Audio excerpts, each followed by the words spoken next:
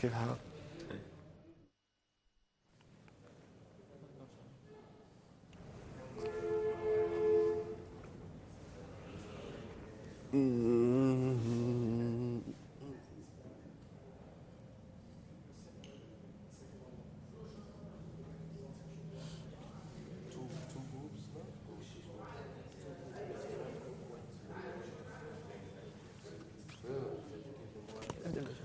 بسم الله الرحمن الرحيم. السلام عليكم ورحمة الله وبركاته.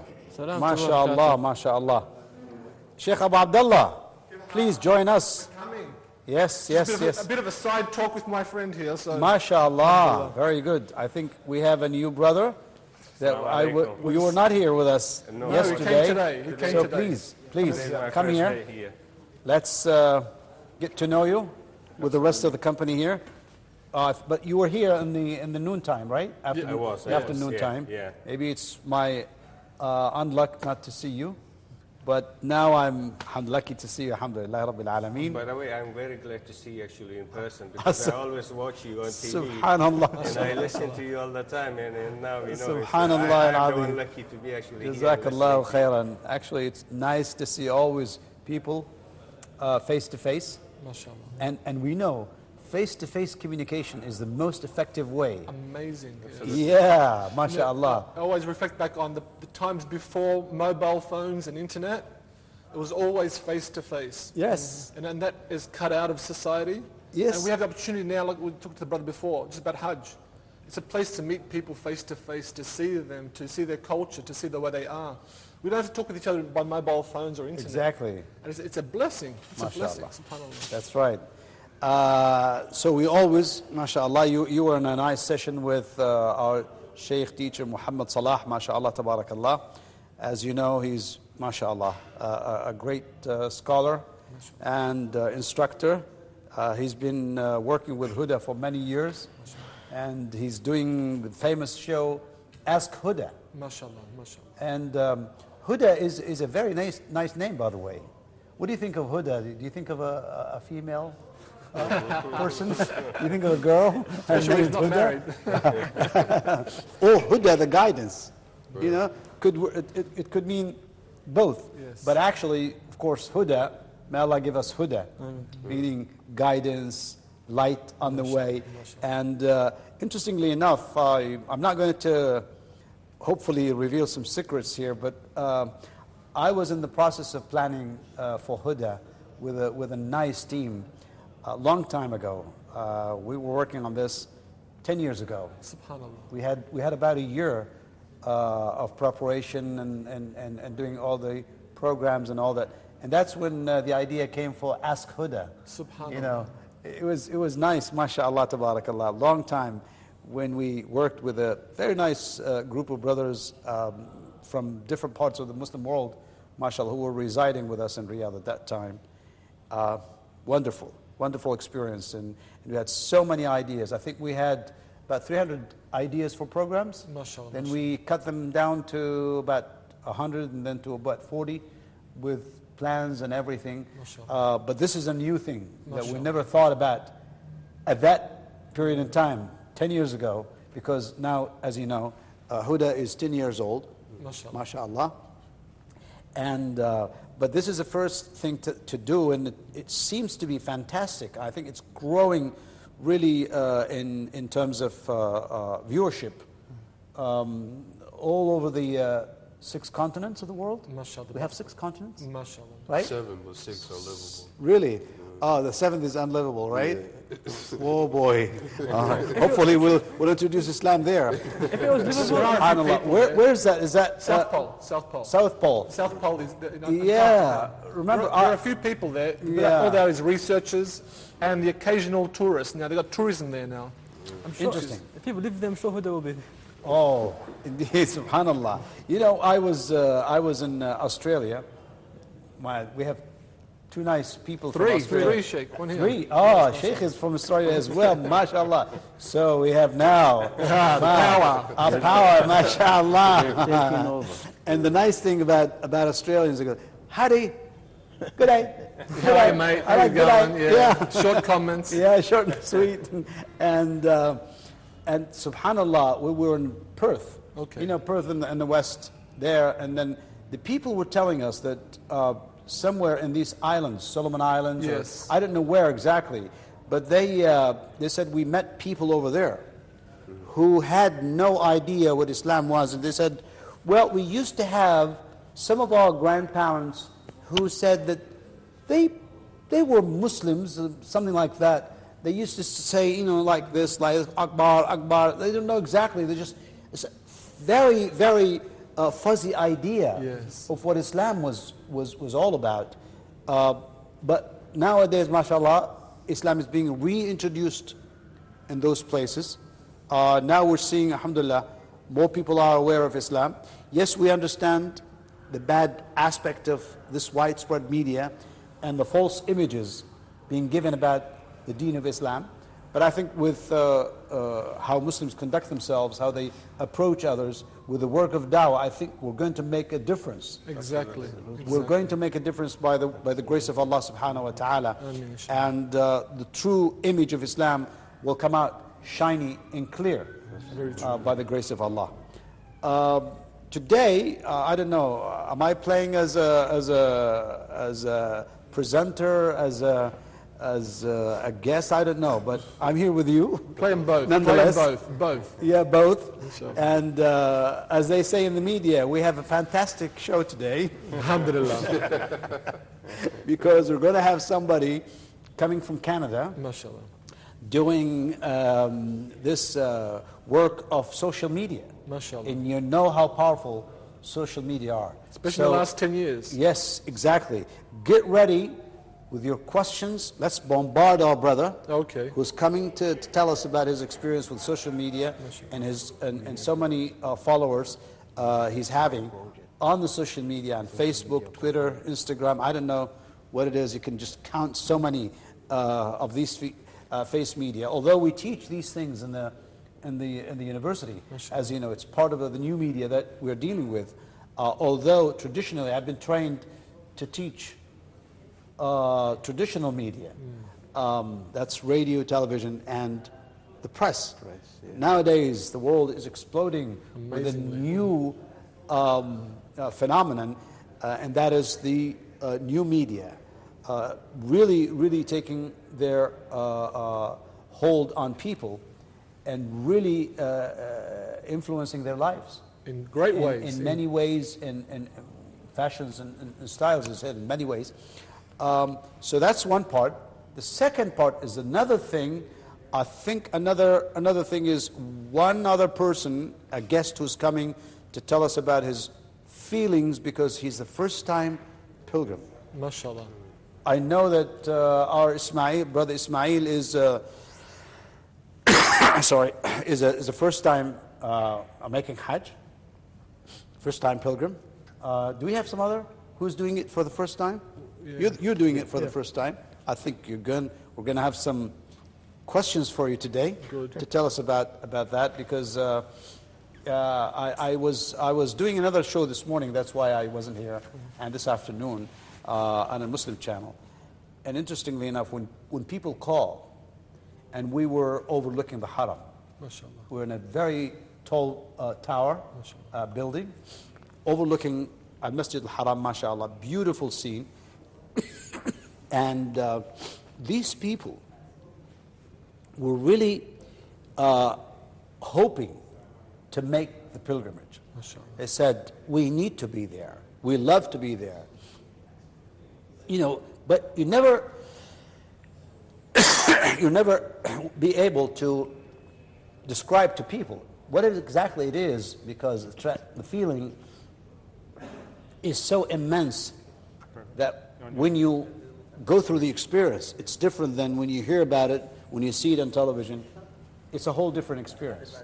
So maybe that is going to be told by you, inshallah, and the new brother. And social media. Today, the subject that I think we need to touch upon, which is not going to be technical like we did yesterday. I know sometimes when you do a technical thing, it's just like you're in a class, right? Yeah. And I know, you know, Abdullah, you are a student of Sharia, and you know when you sit down there, you have to take notes. You have to listen carefully to the sheikh, and exactly and be ready to answer any question. But no, today we're going to have a very nice topic, open one, about compassion, love, and care about the Hajj.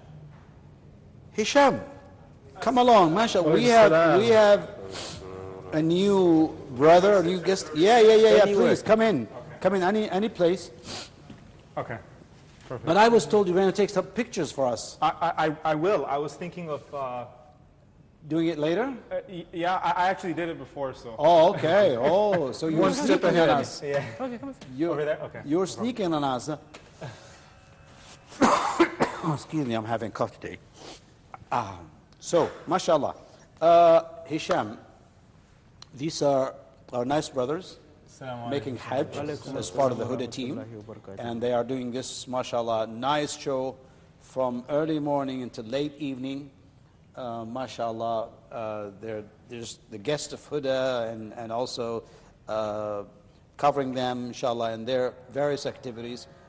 But you are a guest of us today. Tell us about your full name, what you're doing, where you're coming from, and is this your first Hajj? Okay, so I'm originally from Pakistan. Yes. And I have traveled all across the world because of my parents. My parents also are du'at from Pakistan, and they are involved in da'wah work as well since before I was even born. And because of that, because of their travels, I've also traveled with them across. And round about when I was 10 years old, we went to Canada, and then we stayed there for about 5 to 6 years. And I go back and forth every now and then. But currently, right now, I'm in Pakistan. I live in Pakistan as well. Last year, I was in Riyadh. I was studying Arabic over here. Oh, mashallah. Yeah, in Jamiat al-Imam. And I did the Ma'had al-Lugha. I finished my course over there. And then I went back for business and other things like that. Okay. So as far as Hajj goes, alhamdulillah, I've gotten the opportunity to come to Mecca many times, alhamdulillah, because of my parents. And so I believe this is my 4th Hajj now, even though I'm very young, but you know, I've just very fortunate. Yeah, very fortunate. Alhamdulillah. May Allah accept from all of us. And always we understand that it is important to do Hajj the right way. Yeah. Because you don't want to miss the opportunity. You never know whether you'll make it a second time or not. Correct. So better follow the guidance of the Prophet, peace be upon him. Know exactly what to do. And obviously, yeah, that's nice. And tell us, they said you are involved with the social media. Yeah. Subhanallah. They make me look like an expert. Well, I actually started my my Facebook page, my YouTube channel, maybe 9 years ago. Wow. A pioneer. And just to let you know, I'm not very old. I'm probably the youngest one here. I'm 21 years old right now. Yeah. Subhanallah. And definitely the youngest, right? And saying 9 years before. Not younger than you. What's the name of your page? What's the name of your page? So I go by my name, Hisham Al-Hadi, right? I go by my name. And I started off right in the beginning. Hisham Al-Hadi. Hisham Al-Hadi, correct. MashaAllah. I started off right in the beginning making videos on YouTube. As a young kid? Thank you. Yeah. Nice. Just put the camera in front of me. Excellent. I learned the editing, the video making, everything. And then, hands-on. Everything, completely 100% all me. And I had to learn through watching other YouTube videos. And you know, I had like a really bad camera and a very bad like computer to edit with, no proper software, anything. Was that self-motivated, or did your parents encourage you? Well, honestly, at that particular time, my parents were still in Canada. Okay. I came back to Pakistan for some studies, so they did not, they were not fully aware of like what I was doing. Were you living with your videos. grandparents or something in Pakistan? No, my sister was there, okay. And she's much older, and my brother-in-law, and also I just used to live with them at that time. This was a couple of months, and then I made like 1, 2, 3 videos, And then early on, I don't know about if you know Sheikh Rida Badir Yes. from Al Maghrib. He actually did a video with me, and I made a video about mothers. And And you so got I- hooked. You got hooked. yes, and it was fantastic, and alhamdulillah, because I got a lot of viewership right from the beginning, like from the first video. I remember I launched my first video within maybe like a day or two, I got like 3,000 views. This is 9 years ago. So for me, it was like, oh my God, this is great. And I think there's a lot of people watching, so let me make more videos. Sorry, Yeah. but your videos about what? Like, Correct. What was your goal? So at that time, my goal was to talk about topics and to do indirect da'wah. So to talk about topics that are common within humanity, right? Like we should all be respectful to our mothers. We should all honor our mothers, right? This was one. Just general happiness, this and that. And I did not bring Islam directly into it. Only after maybe 4 or 5 videos did I start bringing Islam into it more directly. I did a series called Our Legends, about 10 companions of the Prophet ﷺ, and you know, educating the youth about it. Now, because I was young myself, You can understand the focus and the direction and the mindset. yeah. So because I was young myself, and there was a lot of youth actually watching me. True. And what's interesting is that I actually stopped in between for maybe 2 to 3 years, but there were a lot of other youth that actually went on to make their own YouTube channels afterwards. Springboard from your work. Exactly, And do their right? own thing too. And that was just wonderful. And I see them, and they're very big now, alhamdulillah, as well. Much bigger than me. That's a good example. I mean, a good example of sadaqat jariyah. Yeah. You can do something small and think it's no big deal, but that leads to someone else, and it just like branches off and mushrooms correct. out. You know? And you know, Snowball. Yeah, amazing. One of the other things that I've noticed is that a lot of times people approach me and they're very small, meaning like they only have like 20, 30 followers, nothing big, but they want to do something big, and they have that drive. Yeah. And I remember that once. There's Musa Adnan, right? You could even ask him because I was with him a month ago. He was telling me, he's like, bro, I used to watch your videos, and I got kind of inspired by you, and I started making videos myself. See? And now he has maybe triple or quadruple the subscribers on YouTube than me. Qadarullah. Right? Qadarullah. And I love it. I love it because I see, and it's not like I was the one who got him to do, no. It's just like that inspiration, like I had a little bit to do with it. And that really inspires me to help anyone out, even if they're very small or they're big. And that's part of the reason like I'm doing here. that in English? This is all in English. All in English. All in English. Hisham, just a question regarding that. I mean, as you start growing, getting popular and so forth, it's easy for that popularity to go to your head. Correct. And you to lose your intention. Yeah. How does a young person who's active in dawah and trying to do these things keep that intention pure? What's the struggle? What do you go through? What do you talk to yourself about? That's a very, very That's a very good question. great question, yeah. So think about it like this. So far, I don't have people, even though I have a very big viewership, I've kind of kept my whole personality as such that you don't come up to me and take selfies with me. Yeah. You don't come up to me and sign an autograph or anything like that. You don't do that with me. You can take a picture, hey, what's up, oh my God, I used to, but just keep it like, like you're a family friend or something. it, Oh my yes. God, I watched your video, that was pretty nice, thank you so much. Something very, basic as that. As far as when people like idolize me or they're like, oh my God, I watched your video, oh my God, like, is that, I'm like, I just look at them and I'm like, no, I'm no one. Like, what are you talking about? So I never really, I'm not going to say like, you don't feel good about yourself. Of course you do. You're like, wow, oh my God, people are watching me and this and that. But you just have to kind of try to act like, listen, this is nothing. Like you can't get inside this Well, it's a trap. struggle. It's a struggle, I think. Yeah. I need to renew it time after time. Yeah. That's true. That's true. It does come to you For at sure. times. It would. It maybe overwhelms you Yes. Yeah. at one point in time and say, astaghfirullah, go back and correct your intention. So it's like when you're doing the work, it's like a detachment. Correct. You're doing the work for itself and pass it to Correct. the social media. Yeah. Next piece, pass it on. Yeah. A bit like the farmer who's digging the field, but he doesn't look back. Yeah. He keeps on digging. He doesn't say, look, I just dug, 20 meters, 30 meters. Yeah. Just keep on And going. you just keep on forward. going, keep on going, yeah. Okay. The thing though is that I stopped in between For 3 years. for about 2 to 3 years in between. Like I just vanished, and so did everyone that knew me. Yeah. The followers remain like on, because they've liked you, they're not going to unlike you, so they're there. Yeah. And I used to post a picture here and there about this and that. And then this year, after I came back from Riyadh, I started vlogging. Do you guys know what vlogging is? Yeah, of course. You know what vlogs, right? Video blogs. Yeah, video blogs, right? Yeah. So I started vlogging, meaning I used to take my camera and I used to just go around with it. A bit like Snapchat. Kind of like Snapchat, but just to say, like, because I edit, and sometimes for one vlog, it might take me 7 to 8 hours to edit one vlog. Every minute, 1 hour. Right? It's crazy. Yeah. And I don't use music, but I do use rhythms and beatboxing and things like that.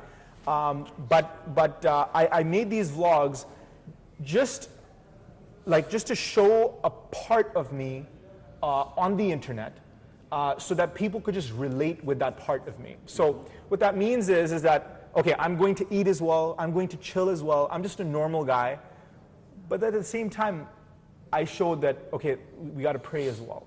Yeah. I'm not telling people to go pray. The passive approach. Right? It's a very passive thing. Indirect. It's a very subtle way, but it's just kind of showing, okay, look, this is who I am. Ordinary person. Right? And it's not something weird to go out and pray or something like that, you know. Even if you're with your friends. Even if you're outside and you're going to a restaurant, there's no place to pray. You can find a place to pray. That's not a big issue. So things like that, yeah. What was your motivation? Why you started all of this? Yeah, that's a good question. Well, honestly, alhamdulillah, I'd been around a lot of inspirational people who used to just, be like, you got to do something with your life. Example, who are right? they?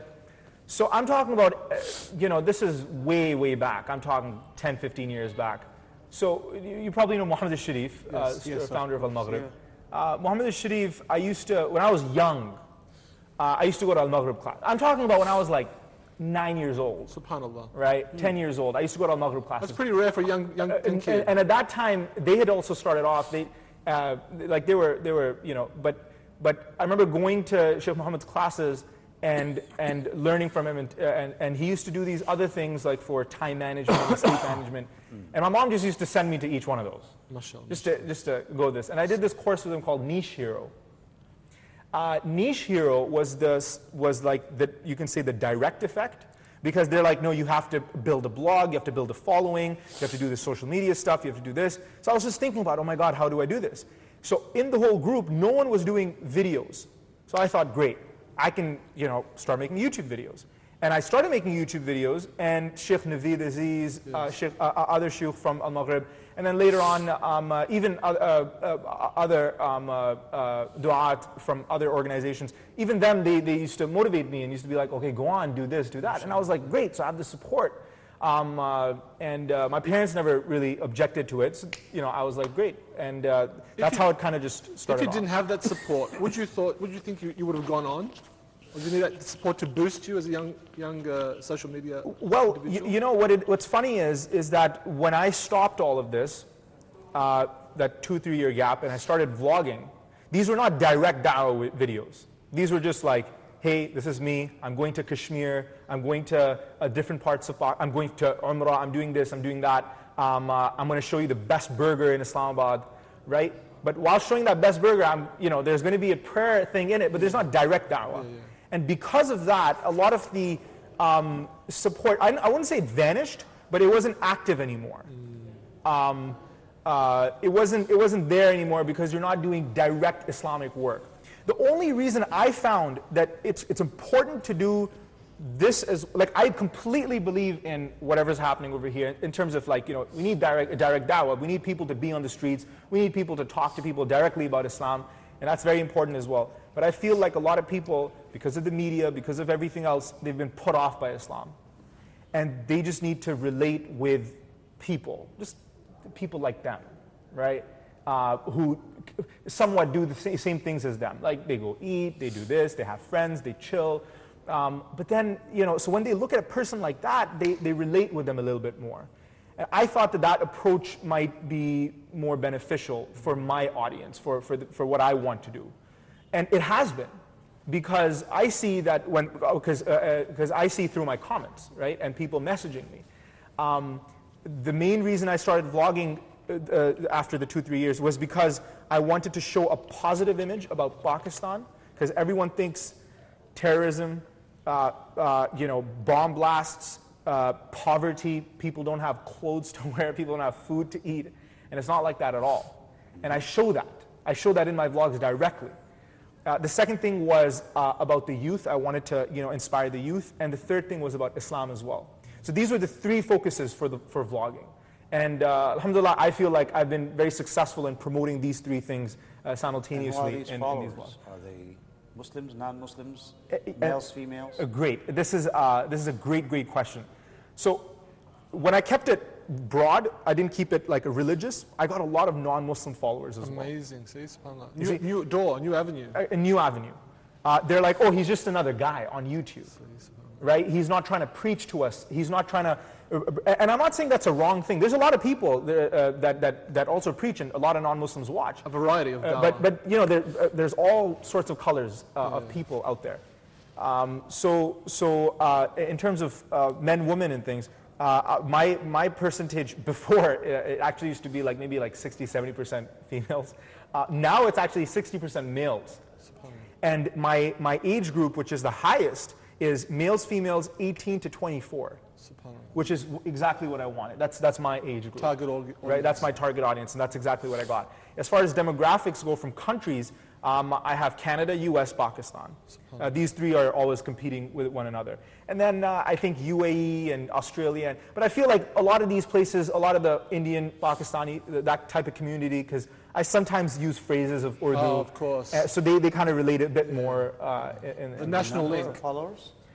So on Facebook now, I have, I think about 90,000. I'm reaching about 90,000 on Facebook. But on YouTube, I just, kind of got started again. So I have like about 5,000, 6,000 followers, subscribers. Now, or is it hits? Do you know by hits, or that was by names of? No, on YouTube you have subscribers, right? So you can subscribe to someone, and then every single time they release a new video, you'll get access, like you'll be informed about it. Okay. So that's how that particular thing works. At your age, Hisham, you're 21, as you said, so you haven't completed a full degree or anything yet. Yeah. What's your direction in the future in terms of your studies? So because I was introduced as like social media, all that, so I just spoke about that aspect of it. But in actuality, I have my own business that I have with a couple of partners. And what we do is we do oils, essential oils, and oil blends and things like that. Made in Pakistan? And not made in Pakistan. Really? And it's not sold in Pakistan either. Assalamu alaikum. Salam. How are you doing? MashaAllah. Come in. Salam. Nice to meet you. From Bosnia. MashaAllah. Tfaddal. Come. My pleasure. Assalamu alaikum. How are you doing? Assalamu alaikum. How are you? I'm fine, thank you. Good. I'm very glad to meet Please, all yes. of you. Marhaba. Thank you. Have a Marhaba. seat. How are you? Thank you. Come, take a seat. Yeah. Take a seat. Join Okay, us. okay, thanks. Here. We need the balance. Good. We need the balance. Yes. Good. Thank you, bro. You Yeah. can sit. No, you come. Thank you, I appreciate it. Okay. We're talking to Hisham from Pakistan, and he's telling us about his experience with social media. So, and we'll get to you. So, Inshallah. you're going to be scrutinized as well. So you were saying that you're going to your own business. You're not thinking about academic tertiary studies at all? Correct. So with me and academics, we have a bit of a history. I've never, how do I put this? I've never believed in the whole get a degree, get a job. Alternative process, right? yeah. Correct. Yeah. So I've always been about learning. I've always been about education. Unschooling. Homeschooling. Yeah. So I've been to 13 registered schools. Variety. When I went from grade 1 to grade 12, right? Including homeschooling, including private, public, all countries around the world. So after all of that, I kind of made the decision, listen, if you want to actually learn something, you can do it. You don't have to necessarily go through a particular system, meaning go through a university or whatnot. That is not to say that's the right solution for you or for whoever's watching. And that's alternative. Very, that's very key because, alhamdulillah, I've been blessed with a situation Environment. and an environment where this all becomes possible. Yeah. And Look, many of us are teachers here, Exactly. university professors. Exactly. Otherwise, you'll get us out of business. No. You ask people not to go to No, university. but you see, this Finish is their just a education, you know? So you see, my thing is, if I can, so if you don't mind me asking, what do you teach, for example? Media and dawah. Okay, media and da'wah. If I want to learn media and da'wah, even when I come to university, I'll be studying from you. Okay. And if I know you're a great teacher, and if I can get private classes with you, and if I can ask you the right questions and be like, okay, what do I need to study? And what do I come back to? And if I'm a serious student of life, I can learn all of that. And the other point is about the process of learning. It's self-motivation. Correct. I mean, look at the history of some of the greatest inventors. You have to have self-motivation. You have to. Self-motivation, and they did it their own. Even, You have to. the legend of learning Yes. that the West portrayed, people like Einstein, he was self-motivated. He did his experiments in his house. Correct. He failed in class. He was a bad student. Right. But the outcome was great. And we have many examples of But scholars not doing the everyone same. is like that. Yeah. See, Correct. the point is, most people need some regular education. Yes, Correct. yes. Because they need some Foundation. guidance, they need someone to help them, Foundation. guide them through. Exactly. But it's different. Yeah. Very few people would have this independence. Yeah. They'd like to do it on their own. Correct. It goes back to, why do you educate yourself? This is a fundamental question. Sad to say, majority of the people educate themselves today, or they go to school, or they go to university because they want to land a good job. Meaning, the end goal is money. That's not always the case. Make a living. It's to make a living. Make a living, right? different than just earning Correct, money. but it's about making a living. But education was, classically speaking, it was not about that, right? Like when we see our scholars and our ulama, even now, they're not there to make a living. They're there for their Their knowledge. The knowledge. They're there for a higher purpose. Yeah. And I feel like that purpose needs to be aligned first, so that you know exactly why you're educating yourself. But also, I mean, that ties in with what we're talking about, the social media in this type of environment. In the last, let's say, 20 years, the shift has been away from textbooks. People are learning beyond textbooks. Yes. They're doing their own things. They're following their own passions and desires. Correct. Even in things like, for example, personal health. How many of us just confine in one doctor? No, we do our own research. We read something. We speak to people. We watch Correct. videos. We're doing this. It's a shift. Correct. And it's a positive shift, Yeah. I think if the Muslims can get onto that, they can benefit from that in so much ways. That brings us to, well, self-teaching is important and self-learning, yet at the same time you need some guidance, particularly in the beginning, where someone would put you on the right track. Yeah. And also make sure that you are doing the right thing, because if you leave it to your own, you could be doing a lot of mistakes. Correct. Yes, you can learn, but maybe you'll pay a heavy price before you are on the right track. Correct. That's what leads me to the next question. I need the brothers also to be I think part of this. I've been talking too much. Yeah, we need it's a like give and take, all right? So we need to ask about your own Islamic education. Did you get any, and what do you think of it? Okay.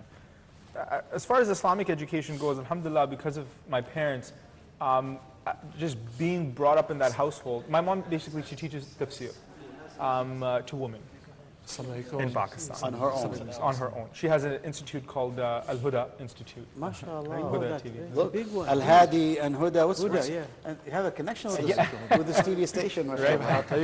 And so Al-Huda Institute, it is, it's Al-Huda International Welfare Foundation. It's actually a welfare foundation, but it does, it's in academics as well. And she does tafsir. And she's known for her tafsir. The way she teaches it to women. She does it in Urdu. Otherwise, if she did it in English and things like that, other parts of the world would know her better. And because of just growing up in that environment and having a mother like that, a lot of the Islamic education was in a very natural way. It came from home. Up until maybe when I was 15, 16, did I actually start learning, with a book. Like I did many things here and there, but I wouldn't call that academic education, Islamic academic education. Reading. Right, so you know the Quran, alhamdulillah, and all that stuff. But I did a lot of stuff like that, but I didn't do formal education. When I reached 15, 16, then I went to a madrasa in Pakistan as well, studied tajweed, qira'at. Then I did 1 year. I did tafsir. Then I came to Riyadh as well, and for Arabic. I went to other cities in Saudi Arabia to learn. Why don't you continue at Al-Imam University for a religious degree? Yes, that's a good question. Yeah. I'm sorry, maybe the money took you away from. No, it's not about the money. It's not about the money at all. We're not even making any money right now. We just got started. But the thing is that, inshallah, I think that's the best answer, because I don't want to say anything. Right. I don't want to demotivate anyone. Okay, all right. But alhamdulillah. Well, got you. Yeah. All right. Maybe the brothers have. Yeah, I do have a question. Please. Wait, do you just use the platform of Facebook and YouTube, or do you have an independent website of your own? Correct. So I used to have, I did 2-3 projects. We had a project called Muslimatics.com. Muslimatics.com, do you know about Muhammad Ziyara? No, just Muhammad Sharif. So Muhammad Ziyara is also very famous on social media.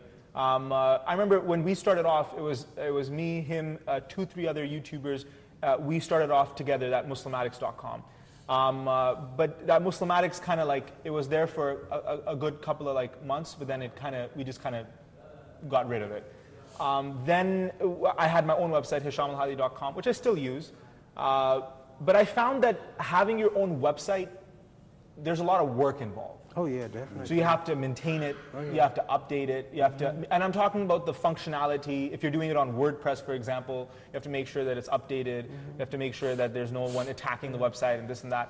So all of that causes problems. If you just have Facebook, Facebook takes care of all that. You have Snapchat, Snapchat takes it, Instagram, so everything is specific. And everyone's already on Instagram, everyone's already on Snapchat. But people coming to your website, it's rare that they're going to come, or not a lot of people are going to come to your website only, and come and visit your website only, unless or until you have phenomenal content and you have to really build that community. And it's a lot of hard work, which I didn't really get involved with. All right. I think you need to do both. Use Facebook and YouTube and Instagram and to drive traffic to your own website, Correct. particularly a WordPress website. Correct. And it gives you more control. Correct. And you can show the type of ad that you want to show as opposed to the crappy ad that we see on Facebook. Correct. Yeah, as far as like the financial model goes for YouTube, because a lot of people do YouTube to earn money through ad revenue. Oh yeah.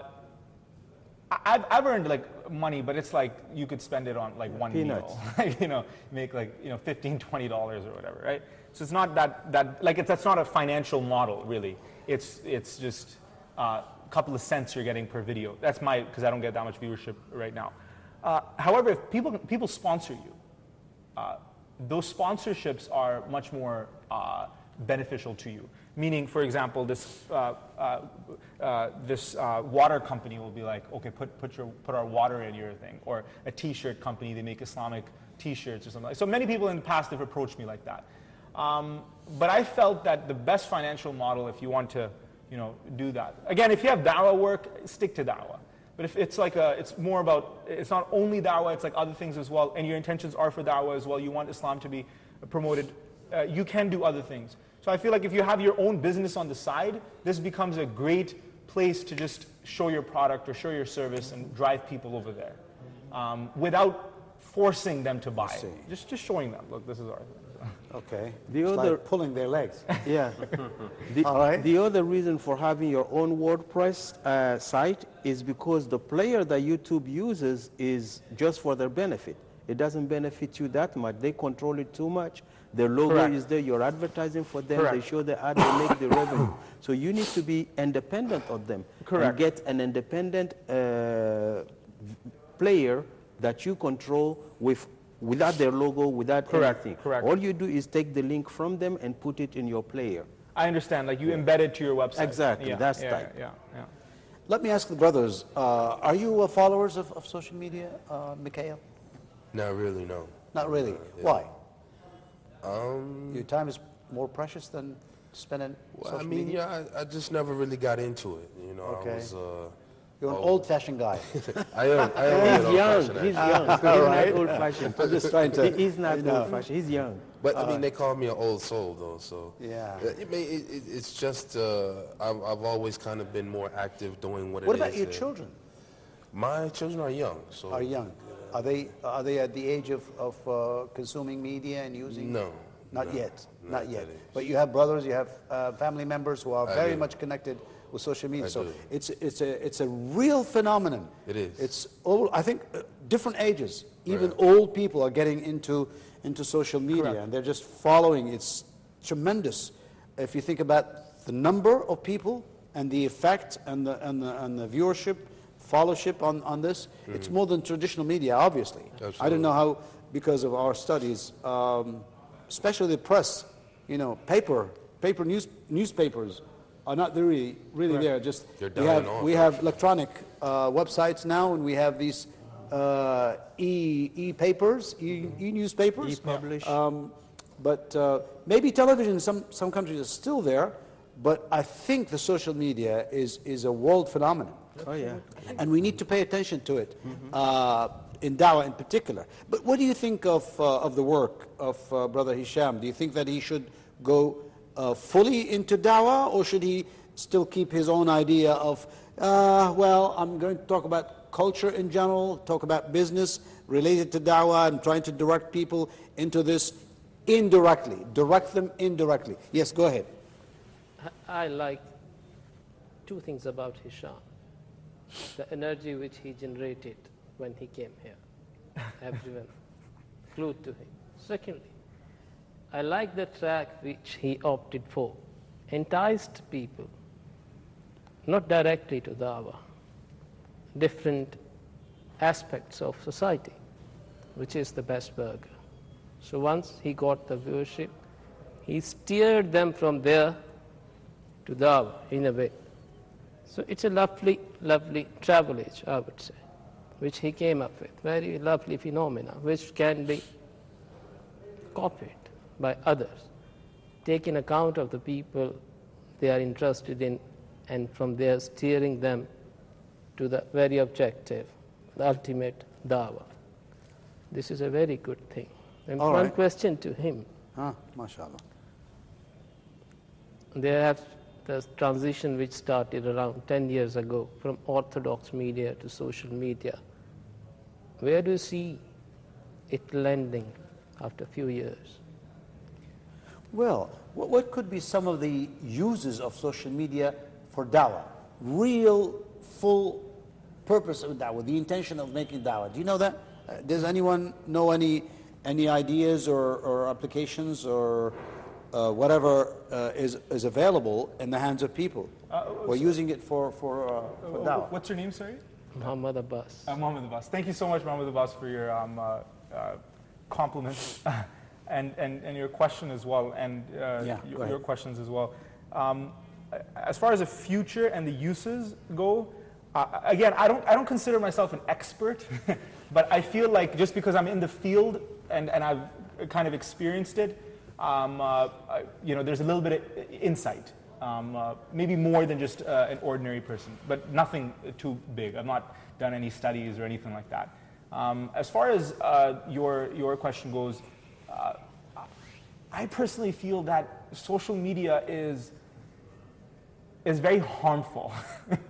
And I know that's it's kind of like, what, you're in social media, right? I was thinking that. I wasn't going to say that when he asked me. No, I understand. I understand. That's okay. But the reason why I'm saying this is, and I'll tell you why I'm in it as well then, right? There's a reason for that.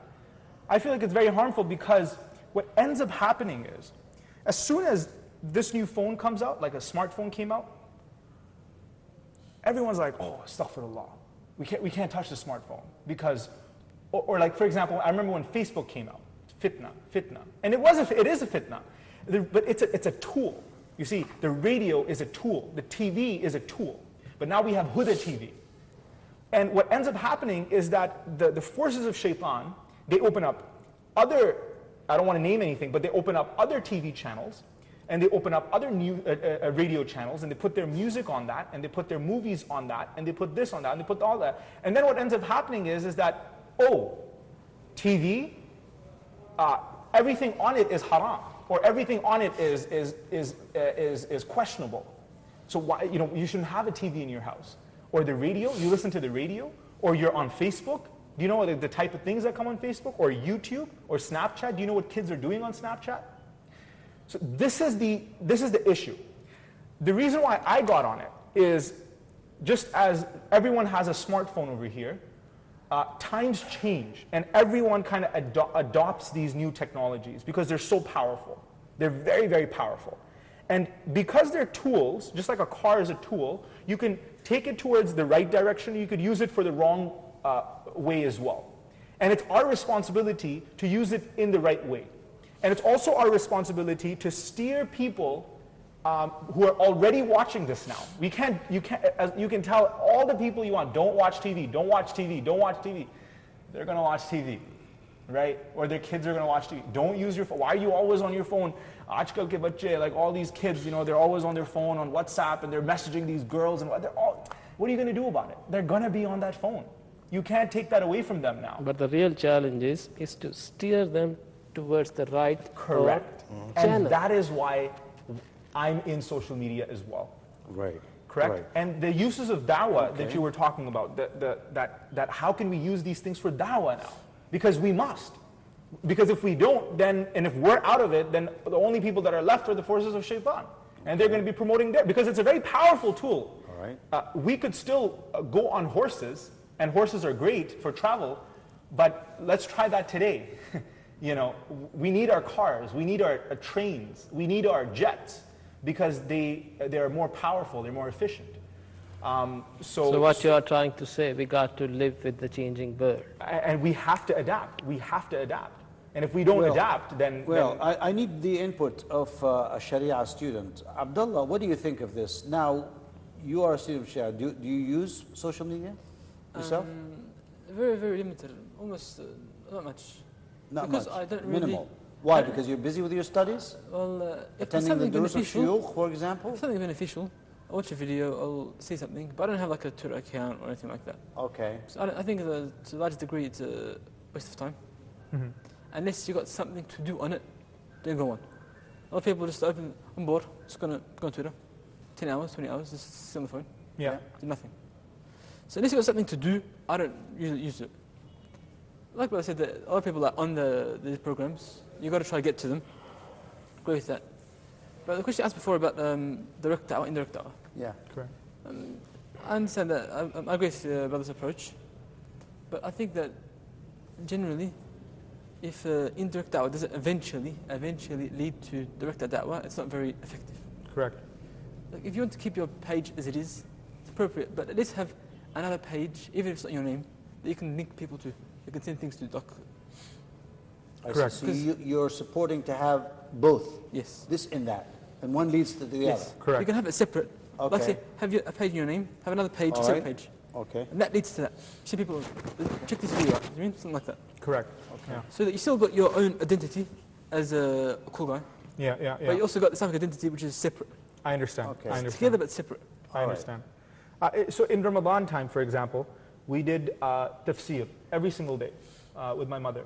And we used to do Facebook Live. You know what Facebook Live is, Yeah. right? So we had about 20,000 people, 30,000 people coming in and watching these videos, right? Okay. Viewership. And each video used to get this much viewership. We used to cover maybe a couple of ayat of Surah Baqarah. And we finished Surah Baqarah in the whole of Ramadan and a couple of ayats from Surah Al Imran as well. Now, this was done not on my YouTube channel. This was done on my Facebook. So throughout the year, we're doing other things, but then every once in a while, like for example, now it's Hajj time. So I'm not going to be like, oh guys, let's look at the best burger, for example. No, let's talk about Hajj, right? And I'm going to show you the Kaaba, and I'm going to show you what happens over here. Because a lot of people don't know about Hajj. They don't know how to do Hajj. Even the people who are here, they're lost. They're like, oh my God, where do we go? What's going to happen? This and that. Okay. I really like that, Ashada. So you're using it for that purpose, yes? There's another thing, the example of having, like being one of the people. Yeah. I mean, if you want someone to listen to you, you've got to be like them. You've got to relate. Everyone should apply that, not only in their work or their thing, but with their own families, for example. Yeah. A lot of people are religious, and they cut off from their family because they're not praying, they're not religious, whatever. It's better if you were part of the family and try to bring them closer. Correct. Even if they're not praying, even if you think they're kafir, try to bring them back. What are you gonna, nothing to lose. Okay. Be nice like that. It's very effective. Correct. A lot of people tend to say, these people don't pray, they're not religious, I'm going to do nothing with them. Just going to, you're a kafir, I don't believe you're Muslim, I'm just going to walk away. Yeah, that's It's right. very detrimental, it's very damaging. All right, what do you think, Akhi, from all what you heard? And what is your advice to Hisham? Actually, I cannot really advise Hisham because he has much better idea. No. But as we say in life, everything has to be balanced. You know, if it is about social media, I think Hisham has a goal. He has to really think, when is he going to reach that goal? And what is the consequences in between to reach that goal? If his idea is really to keep on bringing non-Muslims and attract non-Muslims, you know, but there has to be, like what Brother Abdullah said, there has to be at the end a target to reach that goal there. Correct. And when really is going to actually broadcast his real message, which is the dawah, you know, dawah to Islam. Correct. But like I said, I can't really advise him because he has much better idea than I do. I strongly, it's up to him. I strongly advise, like if he could do the separate page thing, so he doesn't lose the non-Muslim followers, Correct. he can still send a message across. Correct. Because it's like a big thing to get a few 10,000 non-Muslim followers. It's not a small thing, I mean. Yeah. You don't want to lose them, but you don't want to leave them like that, I mean. Correct. Teach them. Yeah.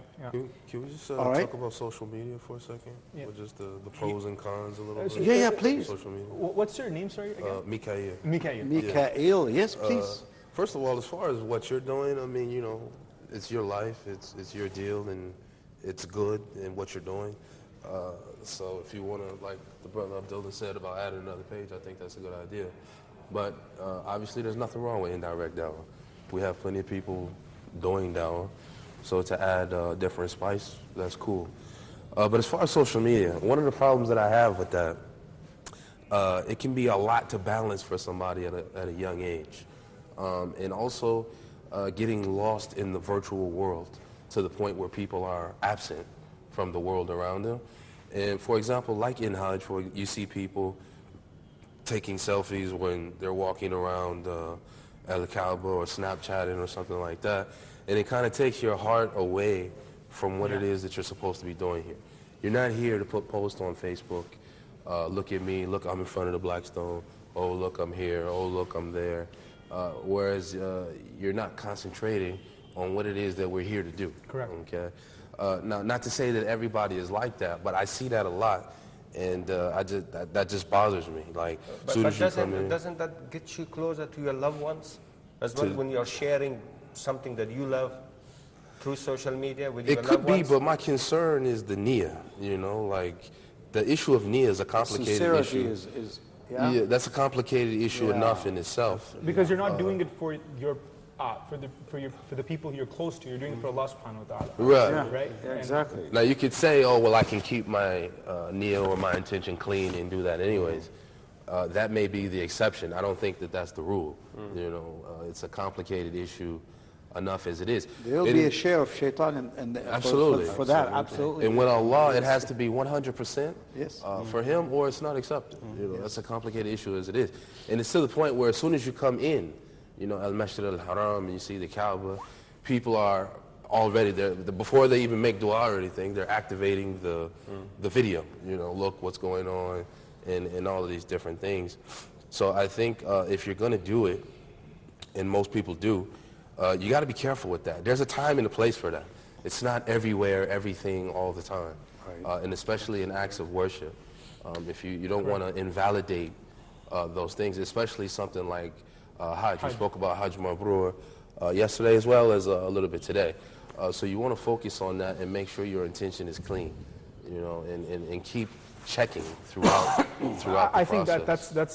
that's excellent, not only advice. I know you're not directly saying it, but I take it as advice. And not only that, but I completely relate to it, right? Because I see that within myself as well. True. I'm not really like a Facebook post or anything like that, but just taking a picture of the Haram, the Kaaba, it makes you not feel the greatness of the Kaaba. You like get disconnected to Allah. It's like that. I find myself in this. It's even getting you away from the concentration on your own ibadah. Yeah. You know, as you said, it becomes a phenomenon now that you see people in tawaf, in the most sacred place, and they're just shooting selfies or just having the camera rolling when they are, you know, when they are just going around the Kaaba, or even asking somebody to please take a picture of me when I'm doing tawaf. I'm like, dude, what are you talking I've about? had that happen. Really, it's really affecting that ibadah. You should stay away, and I think if it's not like an ibadah that you have to do with other people, maybe you need to do it on your own, away from the eyes of people. So you make it sincerely for Allah's sake. That's very, very important. I'll give you an example of, for example, right now what I'm doing is, I'm not actively vlogging anything. I have my camera with me, just in case if I meet someone or do, like, you know, because at Hajj time, anything can happen, right? But I'm not taking it out. I've not taken it out up until now, and I don't think I'll be taking it out up until now. I do believe that I will probably take pictures, things like that, of different areas, because a lot of people don't ever get to see this in their life. And I feel like it's very important to share these type of things with them. And one of the things that I have intended to do is make one video, and the way I plan on doing it, not compromising my own, oh look, I'm here, I'm doing this, I'm doing that, not doing that type of thing, but rather it's like this. And I did this last time I was here in Ramadan as well, and I made a vlog on how to do a tawaf or umrah or one of those. And the way I did it is I just took my phone or the small camera, and after the umrah and after everything, there were people who were distributing dates. So the head of the hay'ah over there, he actually told me to come in and bring my camera after one of the days, on the 29th or the 28th, I believe, and to come in and shoot everything. And anything I wanted, like, he'll take me. So I was like, great. So I took my small camera, and I didn't shoot myself, but I just shot all the different areas. Later on, I compiled it together, I did a voiceover, and I made a separate video showing this is a process. Like a documentary. Right? So then there was part of my vlog series. It was a different type of vlog, but it was part of my vlog series. Like that, I was not compromising my own ibadah, like, okay, I gotta pray, I gotta do this, I gotta do that. It was after, right? And I was separating the two. Similarly with Hajj, one of the things is I've completely left my vlogging, but things like, for example, entering here, showing people, okay, you know, we're over here, this is what's happening. That's one of the problems as well, because people want more, and they want more, and they want more, and they got hooked. They get hooked. Keep the audience, you know. Right. So you got to keep them either if it's one picture a day, or if it's like just a one snap or two snaps or something like that. But you gotta, because if you let them go, then they just go off to somewhere else. And that's one of the issues as well with. Well, that's a good balance you're talking about. We need to do a balance. We need to keep these audiences and the people connected, but at the meantime, you don't need to overdo it. Yes. It will be a boredom. People will not pay attention anymore. Plus, you be very, very selective of exactly what to show in order to grab their attention. And maybe you need to direct them into sources. To get more information, go to this website. You need this, or you add a very nice piece of one of the famous scholars, for example, to explain this particular idea. I think it's just a combination. You just make it not only yours, because there you are a media person. You're not the only one. You're not the show. You are indeed the director of the show. Which is going to make it, I think, to the best of serving the dawah, inshallah. Well, thank you so much, Hisham. Thank you so much for having me. Yes, we enjoyed your talk. I hope I didn't make dua for you. May Allah keep you on the straight path. May He use all of our efforts for the dawah, because if you are, by the fact that you are a Muslim and you're so overwhelmed by dawah itself and by Islam, it will show. It will come naturally. You know, in your whatever you do, it will reflect. So that's natural. One thing I admire about Brother Hisham is an example of how you can help Islam no matter who you are, what you are. If you find something you're good at, you can help Islam in that field. Correct. Anything. As long as you're part of improving the condition of the Muslims, helping Ummah, that's what you need to do. So it need to be. Correct. Really important. Well, that's very, very great. Thank you so much. I think everyone is thanking Hisham. Very much so. Very much so. We have another guest here that we need. Are you going to stay with us, or you have something to go to do? I think I gotta go, but I think I'll stay for maybe another 5 minutes. Good, because I want to you can interact hear- with. our 'Cause you brother haven't from spoken at Bosnia all, so here. Yes. I feel bad, like just sitting Yeah, please introduce yourself first. Thank you, I appreciate it. First of all, I want to apologize because I came later. The roads are okay. crowded, and you know it's time of the Hajj. I'm from Bosnia. My name is Bilal, and I would like to say that I'm not so much familiar with this topic, but anyhow, I would like to say that it's something like you have in Arabic, that expression, it's ذو حدين. It's the sword with two blades. Yes. So, like brother said, it's the need, the intention is very important, and also in the same time, like brother said, you have actually that technology is also Muslim technology as well. It's not Muslim technology. It's just tool, and it's up to you how you are going to use it. Excuse me. So it's really not so complicated, but in the same time, I'm kind of more familiar to stay with the book, to read the book, because really I have, my room is full with books, but I don't read these books. That is my problem, my personal problem. So I think that all of us have the same problem, like me. We are so much on social media. We are so much on we read 2 sentences of every let's say if something happened in the world, we will just read 2 sentences, no more. We have to read a couple of pages. That is something that will help you to educate yourself, to enlighten yourself, and to help other people with your information, with your knowledge, with something like that. So if he has the time, and really social media needs time from you, and will take time from you, that's good, that's great. You will help a lot of people with your efforts. But in the same time, my concern is something like his concern. I mean, a lot of kids, they do not climb the trees. In our country, we have a lot of trees, we have a lot of rivers and lakes and stuff like that. So people, they do not play football. Kids, they do not climb the trees. They do not walk in the street. They are always on the even following Pokemon. Yes, yes.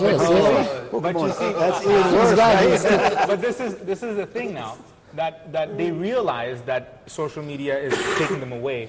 But I have like an app like Fitbit, right? Okay. And I compete with like my friends or even my aunt who's 50 plus, and she's done 180,000 steps in the past 1 week, which is like, that's retarded. Oh, like, I don't was understand talking how to a that brother happens, about right? that the other day. It's hard to do 10,000 steps. Correct, but like I've done it for 30 days consecutively. 10,000? 10,000 steps. Mashallah. And my friend and I, who comes on my videos sometimes, we had a challenge in 5 days. It's called Work Week Hustle.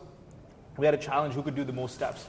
So I ended up completing 150,000 steps. And in 1 day I did 40,000 steps just in 1 day to beat him. So it really does get you like all charged up, and you want to. And Pokemon Go as well. Although I've not downloaded it yet, and I hope I don't. But what it is you have to go out. So you see, they're trying to make these things like go out and find those Pokemon, even if it's like We have an application for almost anything. yeah. Right.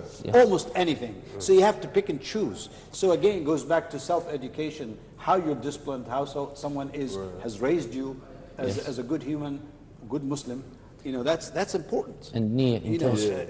Niyyah is important. Yeah, that's huge. But education and the family to begin with, because Hisham pointed out to his mother and her role in upbringing him, inshallah, close to Islam, being a teacher of tafsir herself, it has helped a lot. We need ideal parents Correct. who Especially can raise mothers. their children. This is important because you cannot do it on your own. Yes, you can be on your own later on, but in the first years of your life, you have to have a guidance. Yeah, you have to absolutely. have someone looking after you, raising you in the Islamic way. One of the most detrimental things that is in this stuff is break ties between people. People don't know each other anymore. When they're close together. A father doesn't know his son sometimes because of these programs. It's really Well, that's a problem damaging. as well. There is saying in Arabic language, يبعدك من القريب ويقربك من البعيد. Something like it will make you closer to one who is so far away from you, and that one who is close to you, it will make like it will make far away from you, further. So it's really the truth. It's the doing that. truth, yeah. You know, I had that joke one day when a person had guests, and they were just so much hooked to their phones, and finally it was time to come. Please come to the meal. So he sent them a message on WhatsApp. Please, everyone, come, because they cannot hear. Even if he says, please come, they are sitting in the same place. Please, it's time for dinner. They will not be listening. So that's the problem. Especially with children, it's the same case where you see them all the time playing on the phone. Exactly. And they lose that social life, with parents, to sit with parents, enjoy the time with parents. So thank you again for this adding up to the subject. Tell us about yourself. Bilal, which part of Bosnia are you from? I'm actually, now I'm living in the capital of Sarajevo, but I was raised in a traditional Muslim family, so I have previous knowledge about Islam. Also, I Which finished, part? Srebrenica? No, I was actually from Foča. It's on the borders with the Serbia? Montenegro. Montenegro, yeah. But also we have bad experience in the war, in the war that were in the 19th, and really I don't want to anyone, even non-Muslims, that some similar things happen to anyone. It's really We know bad that experience, many terrible things. That's why I ask about Srebrenica, thank you, yeah. because of what happened there. It's the biggest genocide after World and the War pain II. that, Yes, yeah, exactly. There actually, the international, how you say in this Lahai Tribunal. Tribunal, yeah. Yes, They in The Hague. recognize this genocide as a really genocide. Yeah, we know there was a massacre over there, subhanallah, and thousands of people Muslims were killed. Unfortunately. Subhanallah. It's just bad to hear this and painful. But tell us about your Hajj. Are you doing Hajj for the first time, Bilal? Yeah, this is my first time to come here, and this is my first time to see the Kaaba al-Musharrafa. So I have studied in Egypt. I finished Al-Azhar University. MashaAllah. I can speak Arabic well, and MashaAllah. I was dreaming about seeing Kaaba for many, many years. MashaAllah. So I didn't, subhanAllah, you will not perform your pilgrimage when you want. You will perform your pilgrimage when Allah subhanahu wa ta'ala calls you. It's really just God, Allah subhanahu wa ta'ala, just He opened. So tell us about your feeling before you saw the Kaaba and your feeling as soon as you saw the Kaaba in person. Actually, it's let's say it's private experience, but I will try to share it with you. There is no problem. Before seeing Kaaba, it was mixed feelings, like something between happiness, fear, really, and even I don't know how I will going to act.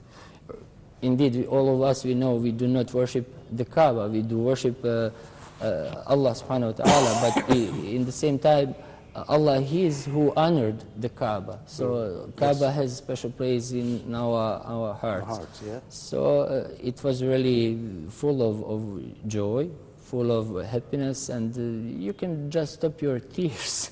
It's something, subhanAllah, it's something. This is the holiest place in the world. This is the center of the world, and we know that. And you're just here. You cannot believe that you're here with all of those people, and all of us, we are the same.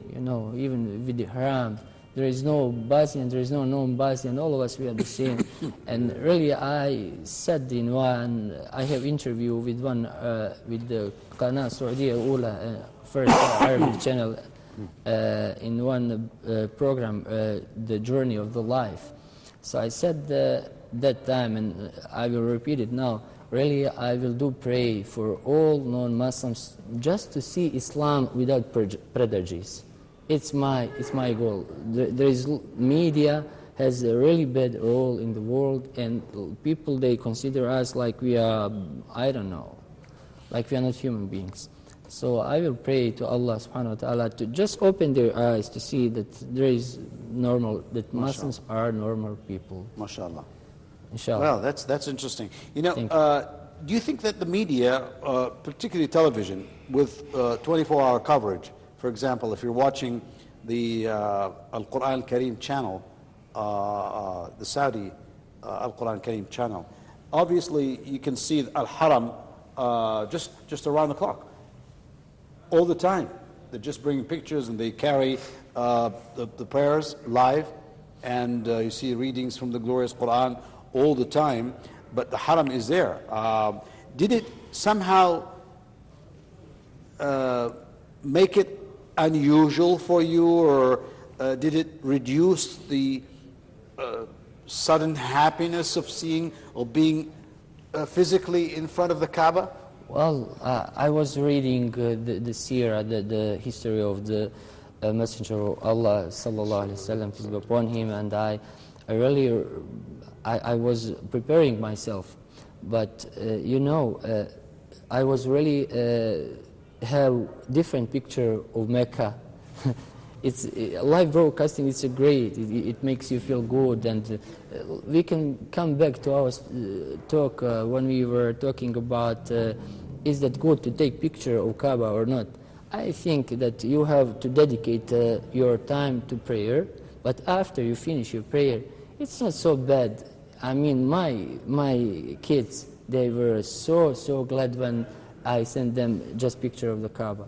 So subhanallah, you bring the joy in their hearts. Okay. It's really, it's وَمَنْ يُعَظِّمْ شَاعِرَ اللَّهِ فَإِنَّهَا مِنْ تَقْوَى الْقُلُوبِ. تقوى القلوب. Now, whoever praises the signs of Allah subhanahu wa ta'ala, it is sign of your taqwa, of your fearness of Allah. MashaAllah. So I think that really Mecca is completely, picture is great, picture is good, live broadcasting from Mecca is great thing, but when you come here it's completely different, because you're here with your soul, with your body, with your heart, with everything, and you are just here. And I think I need to ask Hisham the same question, since you're doing the Hajj for the first time. No, I'm fourth. Oh, fourth time, I'm sorry. What was your first time experience? Well, I remember it exactly because it was 1994 when I was born. Wow. So, you know, I was still, you know, I couldn't walk at that time. So I remember looking at the Kaaba at that. I was like, what did you just say? Like, that's when I was born. I came. The first time I came was very, very young. Like I don't. When? 6 years old? No, like less than a year old. Like I was like a newborn. Forget about that. Give us the second one. So, Give us the second one. The second. That's right? too early. Yeah. The second one, I honestly, I was still young. I don't remember that. All right. What about you, Mikhail? The first one, mashallah, it was, you know, just the issue of Hajj being the pillar of Islam is something that, you know, is a burning desire in every sincere Muslim's heart to fulfill this pillar. It's also like, you know, finally you feel as though, okay, I'm completing my religion, you know, like it's just hanging there until you can eventually fulfill that one pillar. MashaAllah. But the feeling was just the feeling of, you know, just awe and amazement, you know, just astonished. Seeing the Kaaba for the first time was a very joyful experience. Going through the different parts of the Hajj. Obviously, the difficulty of it takes a lot out of you for some of the different rituals, the tawaf, and how long it takes, and the crowds in Mina and things like that. But at the same time, like the feeling of unification, seeing all these different people, everybody's in ihram, and it's just like an amazing experience to be a part of this community where everybody's doing the same thing, we're all worshiping Allah, and you just feel like you feel connected to the larger community at hand. So I mean, to sum it up, I was just say it's kind of, words can't really give it justice, in my opinion, but just general gratitude, happiness, tiredness, and amazement. With the situation. Maybe you have a different experience for the first time when you saw the Kaaba. You? Yeah, I think my experience was different from that of Mikhail. I didn't cry or anything, but the shock was definitely there. I was coming actually to do Umrah, not to do Hajj, when I saw the Kaaba for the first time. And even though I know I was going to see it, we were just walking in a house, in a room, when all of a sudden it just appeared. And I got shocked just to see the direction that I've been praying to all of these years appear to me, like an apparition. Really. It was right there. And I was still in a state of shock when my friend, who has more experience than me, he jolted me and he said, make dua. I said, which dua should I make? He said, it doesn't matter. Didn't know what to do. Yeah, exactly. I see. Said, make any you were dua. taken by surprise, exactly. right? Okay. So, yeah, that's what happened. But I do have a comment about social media, which was the issue we were discussing about earlier. We need to realize that no modern tool is perfect. It doesn't exist. And we should not wait for it.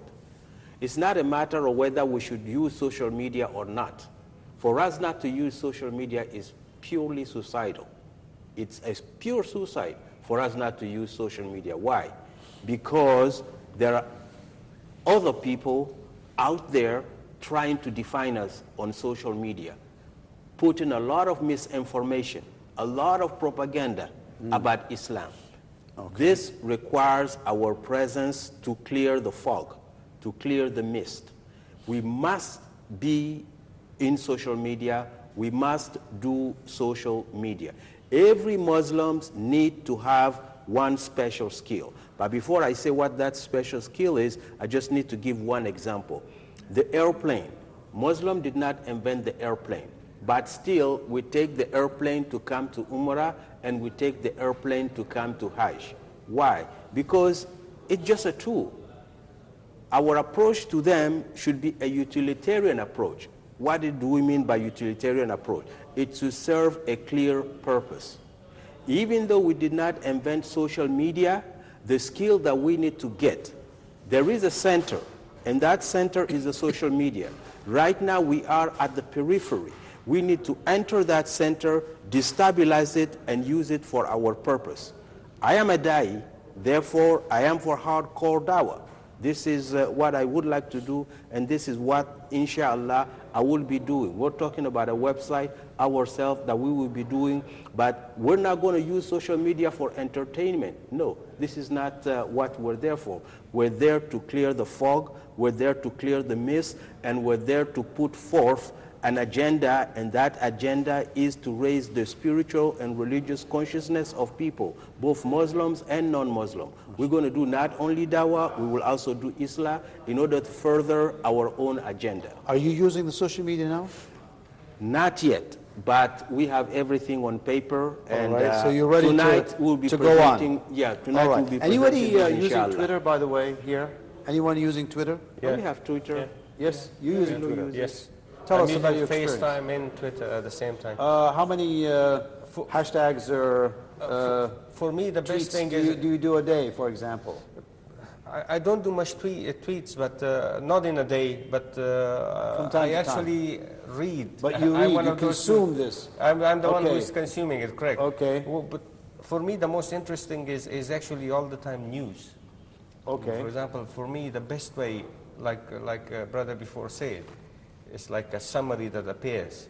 Okay. And for me, because of time, I'm actually a telecommunication engineer myself. I see. And now we live in a society that time is very crucial. It's something that we don't find it much, even if we want to. And that summary actually somehow helps me, because we have a saying in engineering, if you want to achieve like 80%, well, it takes you only 1 hour. Yeah. And then another hand, you want to achieve like 100%, it takes you like 20 hours. Okay. That 1 hour is much better than spending 12 hours to get 100%. 80% is good enough. So for me, that 80%, that summary actually meets my objective. I know what is happening in the world and what we are involved in and everything, and I just read the summary of it. You can subscribe to some news to applications where you can download or get the news, the current news or the breaking news from the main sources. Sources, exactly. Whether they are being agencies, newspapers, radio, television, etc., etc. Deary, assalamu alaikum. How are you? How's everything, Sheikh? Alhamdulillah, where have you been? I was running around. We'll tell you about it after, inshallah. We tell you, oh boy. This is my friend Hisham. Unfortunately, I couldn't, introduce him. Okay, all right. Do you mind if I sit here, guys? Yeah, come. I was literally running around Oh, outside. so you know Hisham from Canada, It's complicated. or? Wow. All right, so you have some stories. Sorry? You have some stories together. Yeah. Okay. I would just like to actually add on to what you were saying and what you were saying after that. You see that when you were talking about it's a tool, I feel that the audience needs to be educated a bit about how to use social media. So the way I don't, if you go on my Instagram, I have plenty of followers, but I don't follow anyone. If you want my Twitter, I have plenty of followers, I don't follow anyone on Twitter. My Facebook, I have a page, I don't have a profile. Meaning I don't have any friends. 88,000, is it? Yeah, like almost 90,000. Yeah. Anyhow, I'm not going to get too OCD about that. But next thing is even on Facebook, like all the pages and whatnot. And I'm not on Twitter all the time. I'm not on Snapchat. I'm on WhatsApp all the time, but that's for business, friends, family, all that other stuff. But I don't usually go out to follow other people. What is this person saying? What is that person saying? Yes, I do have to stay up to date with the industry, you can say, the YouTube industry. What are people doing? What kind of videos are they doing? What works? What does not work? Things like that, like the trends. But that does not mean that I subscribe to people, so I watch them just like to have fun and like, yeah, a little bit, but it's not like hardcore. But you're not the normal user Correct. of social media. Doesn't do that. Most people, I think 95% consume what is being given to them. Correct. So they don't create messages. Correct. So I'm not necessarily a user. I'm a producer on social media, right? And that's what it is. So I think that skill that you were talking about as well. What we need to do is we need to be producing Islamic content rather than consuming other types of content that is out there, right? And that's the key. But as it stands now, what I'm saying is that's the exception to be a producer. Correct. That's correct. not the rule. Correct. But then what he says, for example, not although like we're talking about Islam, we're talking about other things, but we have to realize that we live in a world where there's a lot of non-Muslims, where there's a lot of Muslims, and there are certain things which are not necessarily directly connected towards religion, but that might be important to us. For example, the news to you, or your industry, for whatever is happening in the telecommunications industry, whatever is happening in the media industry, or whatever anyone's involved with. Someone's a doctor, they want to keep up to date. Yes, they can go and subscribe to them on the website, but at the same time, they want to keep up to date, and the best way to do it is through Facebook maybe, or through Twitter. You just subscribe to them. My mother, the way she uses Twitter is she follows like a bunch of ulama and a bunch of du'at, and they tweet out these amazing tweets, and what she'll do is she'll take those and she'll write them down and like post them on the wall or something, or share them with other people. Okay. So that idea of just sharing good with others is sadqa jariyah. It is something that I feel exponentially increases your reward as well. I think WhatsApp, by the way, is one of the strong applications that you can use. You can create your own group. Yeah. I know that there are some sisters who memorize a certain part of the Quran on a daily basis, or they exchange hadiths of the day, for example. They do have lots of Islamic information on there. They exchange it among themselves. They, of course, select what is being presented. There are some rules set for the group, for example. I mean, you can, this is what is interesting about the new media, as we call it, the new media or social media, because they used to do, the old theory is what media do to people. Now it's what people do to media. It's the opposite. It's people who control the media rather than the other way around. That's why we can set for ourselves, even if we're consumers, we have to be wise consumers of what to do with these media. We can select and we can deselect. We can just turn away from all these terrible things. There are so many bad things. And by the way, let me tell you that to show you the immense power of the internet, for example, in general, that Google, what is number one searched for word? It's sex. That's what people are looking for, old and young. This is the problem. That's why it's a door to many shaitans, but it's also can be a door to goodness that we can use. But again, we need to train ourselves. We need to train others how to use the media wisely, how to do it, for our benefit, not to be a source of harm. In general, we need to minimize the time that we spend on the media. Obviously, even if it's good, because you have to do. Suppose you're with the media for 10 hours a day, or 5 hours, or even 3 hours. You can use that time for reading the glorious Quran, doing salah, doing dhikr, being in the company of good people. There are many good things, or even sitting at the feet of your mother and just massaging these feet. Correct. How many rewards do you get for doing that? But even now, parents are not having the same time they used to have from their own children, because even if when they come to visit their parents, they're busy. Using their smartphone. Yeah. Subhanallah, they're not smart anymore. It's the phone who's smart. Astaghfirullah. I mean, it's really a challenge. It's a big challenge, I think, that we need to be aware of in order to maximize the benefit and minimize the effect, the terrible effect of the media. I would even say, like, this thing about social media for Islam and dawah and things like this, this is for qualified individuals. Yeah. This is not for just any and everybody, some 16-year-old guy. Yeah. You cut him loose and tell him, just sit on the computer and make dawah or something like that. Open your channel for dawah. That kid should be under supervision, and he should be trained and shown how to go about doing the business of dawah. Not just cut him loose and say, okay, do good deeds on social media. Don't waste your time. The thing is, a lot of these people at the very beginning, they're very sincere. Like, there are individuals that just started off on YouTube giving dawah. That was their only job, right?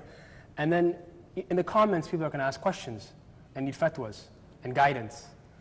And as the da'i, he's very tempted to answer. Someone asks you a question, you might have heard the answer before, you want to just give it to him. So you give him the answer, and then slowly what happens is this person goes from being a person of da'wah to a full-fledged sheikh who's teaching books. Self-appointed. And they say, sheikh, in the land of the blind, the one-eyed man is king. And we have a lot of these people, I've seen myself, where they come to Saudi Arabia or study in Egypt, and they just learn Arabic. Just Arabic. Something you knew when you were 5 or 4. You know what I'm trying to say? And they're sheikhs now. You know what I mean? Especially if they have, a beard and a high-definition camera. Those are the conditions for a sheikh. High-definition camera and a beard. It has to be high def. It has to be high def. No one does 480 or whatever. It's 720, 1080, 4K. You're a big sheikh. You have 4K cameras. MashaAllah. What about 8K? Nobody reads that. That's Peace TV, by the way. They have like 20, I think. I don't think we 28K. I'm thinking 28K. Abdullah, you have something to add? There's a really important point is, I believe that social media, anyone can benefit Islam, even if they don't have much knowledge. Yeah, that's enough. As long as they know when to stop. That's true. If you don't know, say, I don't know. Exactly. A lot of people, when they get famous, when someone asks a question they don't know, they can't say, oh, I'm not sure, I've got to ask a sheikh. Exactly. Say, actually, I think it's like this and like this and like that. Exactly.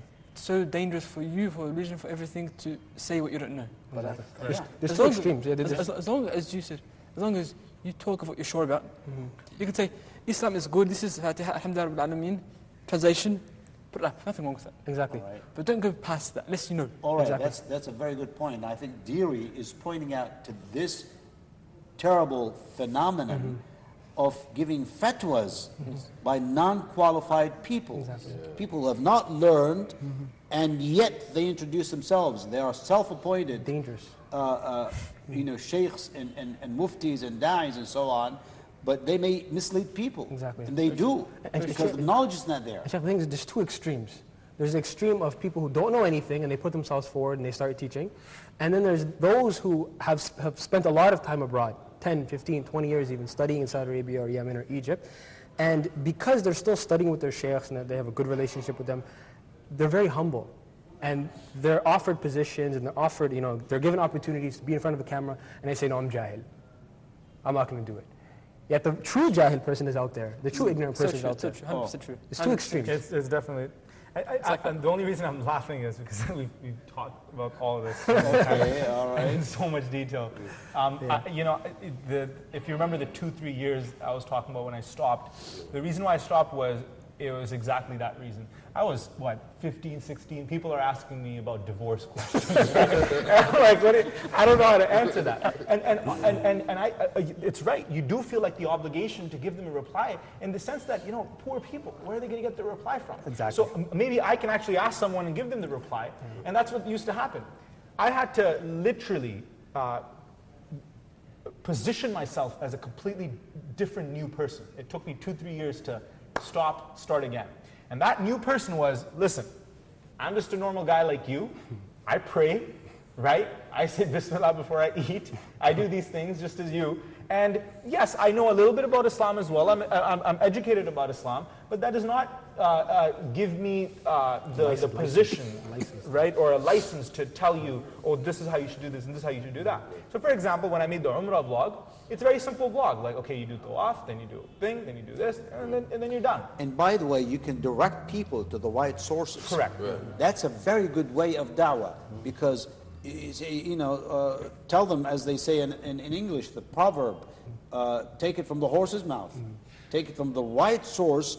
Do not, mislead people. Even if you have the information, but someone else can do it better. Or you have a very dedicated person, a sheikh. I will give them Sheikh Al-Fawzan, Sheikh Ibn Uthaymeen, Sheikh Al-Munajjid. These people who are qualified and they are there for da'wah. Why should I do it on my own when someone else has the full answer to that? I mean, I direct people to these websites and I say, please consult this. I'll give them the link to do that. And that is another way of da'wah, is to connect people with these. And probably that will lead them to follow that sheikh. Right. Yeah, see?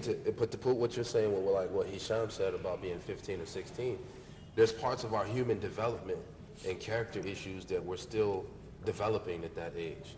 The integrity or the peer pressure that you might feel, like he said, he felt obligated.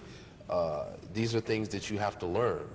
That it's okay to feel that, but the right way to channel this energy, the right way to act in this situation is to do like Dr. Ahmed said, and steer that person in the right direction. Correct. To send them to the person who's qualified. And alhamdulillah, that's the thing. I was blessed with people telling me, okay, look, you shouldn't do this, or you should do this, and this is the way to go about it, and whatnot. And I had many different scholars or du'at that were actually watching my videos, and then, they used to be like, oh, that was funny, that was good, that was good. You should continue this, and you should not. Once I did a backflip in a pool. Like a bunch of kids, and I literally, this is how I started off. I started the video off, I backflipped in the pool, and then I started talking about the da'wah subject that we didn't talk about. And people, all the kids, they remember the backflip, and then they're like, okay, and then they'll listen for the rest of the video as well. Just one thing I would like to add, because this has been really bothering me, is da'wah and scholarship. Okay? So when there's a question about aqeedah, or even fiqh issues, things like that, there's basic fiqh, and then there's a little bit of advanced fiqh. Can we do this? Can we should we a very basic question should we drink with our right hand or our left hand? Everyone knows you drink with your right hand. Are you allowed to drink standing up? No, you shouldn't drink standing up. You should drink sitting down. It's a sunnah, and kids can tell you that, no problem. But then there's advanced questions, and that is where a lot of these du'at, they start studying a book or two. They think because they've studied Ajrumiyya and they've read like Arba'in an-Nawawi and they've done like even Bulugh al-Maram, they think like, whoa, bam, like now they're scholars. And what ends up happening is that, you know what, they might actually know Arabic. They might actually study. But you're a Sharia student right now, correct? So, and you know this because you're going through this as well. And you study in Riyadh? Yeah. Imam Saud. Oh, Imam Saud. I'm from Australia, so I understand the whole correct? whole thing. Right? Yeah. So what happens is that, do you consider yourself a scholar? At all. No. But I can find you 10,000 people that will. If I was in Australia, I could be huge in my phonety. Exactly. Right? You make yourself like this big guy. Of course. Yeah, I know you someone. promote yourself. I know someone- It's very difficult to say I'm a scholar. Assalamu Alaikum salam. Kayfa haluk? Welcome. How are you? I just want to add something. Yes. It's not the knowledge that is only required for fatwa. It's also authorization. There's something in Islamic tradition called ijaza. You cannot, maybe you know the answer, but you are not authorized to answer. Yeah.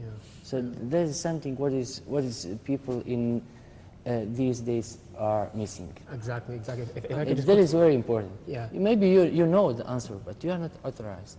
That's true. There is someone who is authorized to answer that question. Well, it's if someone asks you personally, and Yeah, you know that's the in answer, your- you in your should not family stuff, hide but the in knowledge. public However, when you are in a public life, place, yeah, in you're public. not going to be sitting in the masjid and giving fatwas on your own unless you're authorized. Yes.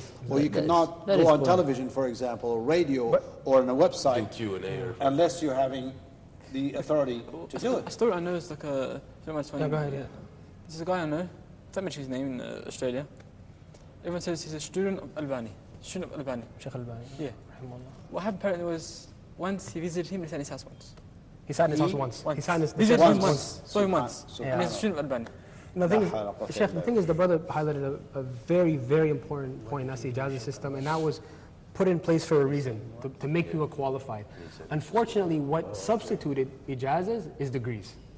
So now, Yeah. I study at Imam Saud University in Riyadh. The brother studies at Imam Saud in Riyadh. Somebody who finishes a bachelor's, Sheikh, you studied at Jamti Imam yourself, right? And you taught students. Not everyone's at the same level. Of course. Right? So you have, I've seen people, unfortunately, PhD students, you know, and there are guys that are studying in the Arabic program who, before the bachelor's, and the guys in the Arabic program might be at a higher level than the guys at the PhD. This is, some people find this very hard to believe. Why? Because some people are studying traditionally with scholars in the masjids.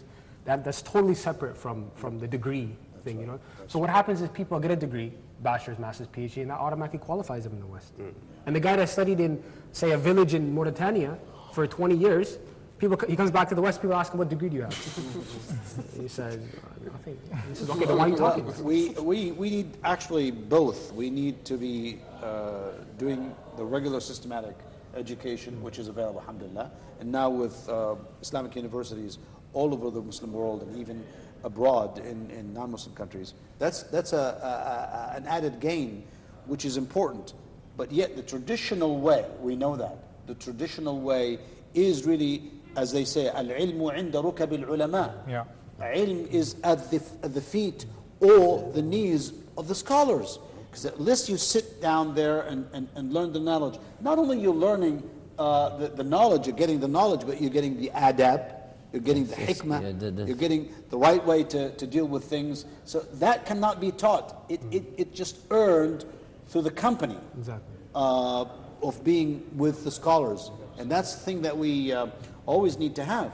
And inshallah, I think that's why a student knowledge, if can be combined, studying in a university, for example, College of Sharia, but at the same time, or Usul al-Din, or then they go to the scholars in their own masjids or their own halqas and so on, or madrasa, whatever you call it. But then that's important.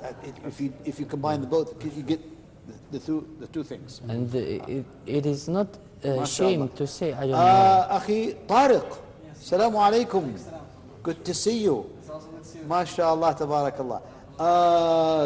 These are your brothers. Some of them are guests. Some of them are regular, mashallah, contributors to the program.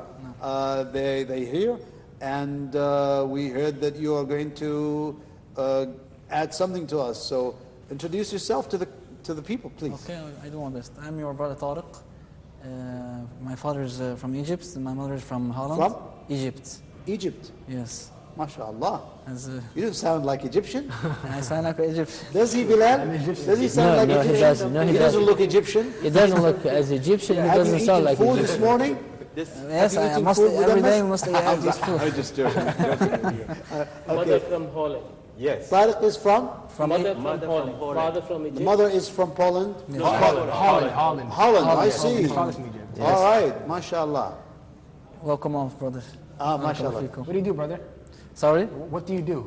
Wallah, brother, I finished the university in Medina MashaAllah. Which 1 year ago. Jama al-Islamiyya? Yes, Jamia Which Islamiyya. faculty? Sorry? Which kulli? Which faculty? The Hadith Kulli. Hadith. Hadith, MashaAllah, tabarak. Barakallahu fikum. And I'm very happy that I sit with my brothers here. I mean, Allah subhanahu wa ta'ala ينفع بكم جميعا. Ameen. Wa iyyakum. What do you do now? Wallahi, brother, Sheikh, I now, it's a good question. When I finished my my university, they told me bye-bye. You could go now. It's enough. It's enough now. You could go back to Holland. And then I told them it's not enough. So you have the ijazah, right? It's a degree. It's a degree. Allah It's a degree in ijazah at the same time. Is it?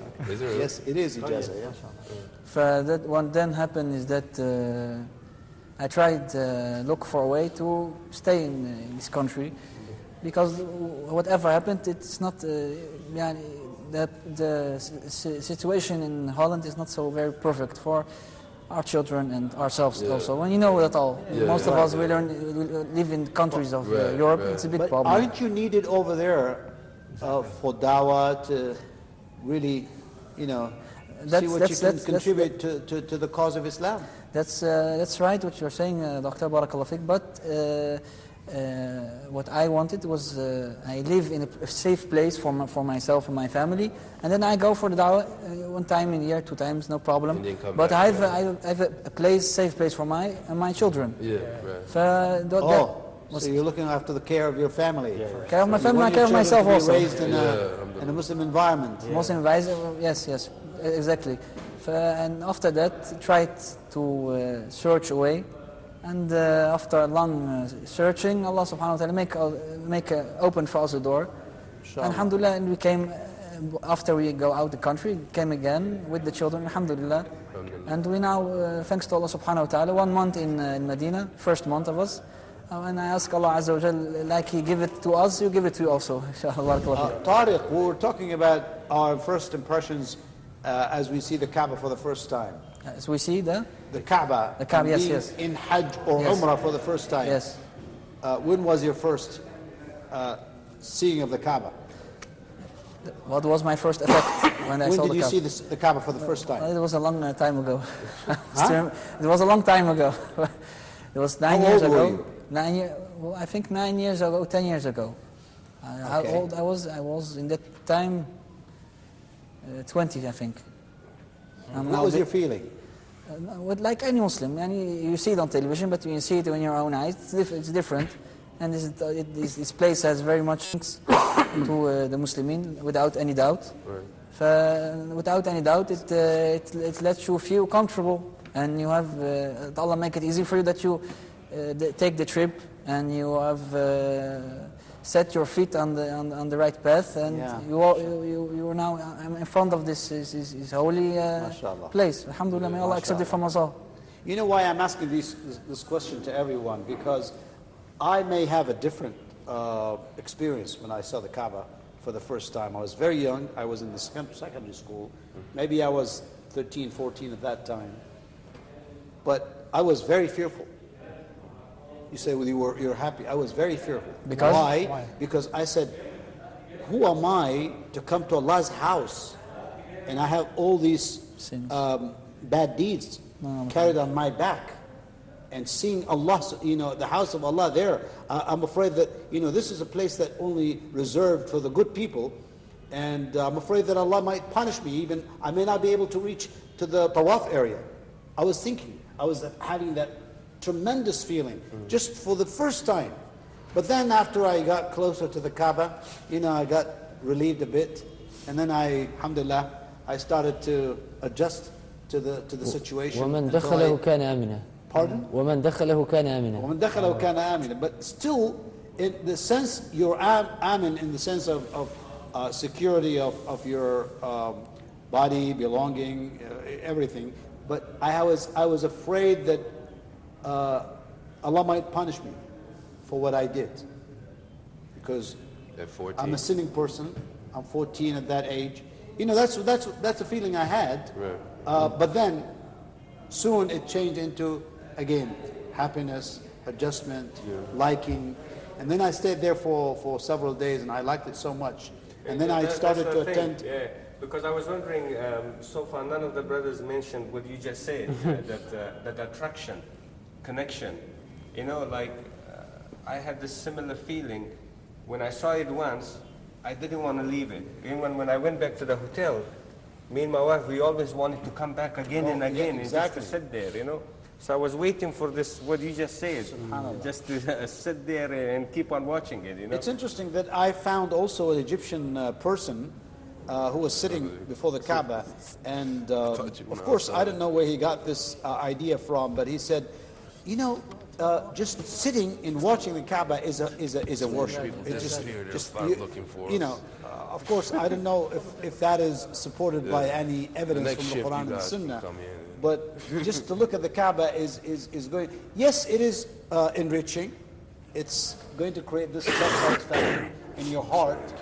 But you know, there is no evidence that it's a form of worship. You worship Allah by just looking at the Kaaba. You can make tasbih, you can make dhikr, you can make tawaf. Yes, that's going to bring you rewards from Allah, and it's a real worship, but not just looking. But I was amazed, and you know, at that time I had no idea what was right and what was wrong, and I just kept staring at the Kaaba, mashallah. And I started reading, mashallah, what is written there on the built of the Kaaba, and all the ayahs and beautiful calligraphy there, and all of that thing. It just, you know, subhanallah. But it's amazing what people can do. I had the company of Riz Khan when we were covering for CNN in 1998, about 18 years ago.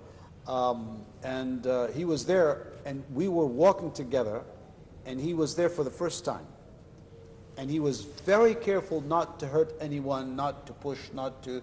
He was, you know, he did not want to harm people, which I think is the right attitude and behavior a Muslim is supposed to have when he's in the haram. But then I looked at him and I saw the tears coming down. Even before we reached Kaaba, as soon as he saw the minarets and the structure of Al-Masjid Al-Haram, he started to cry.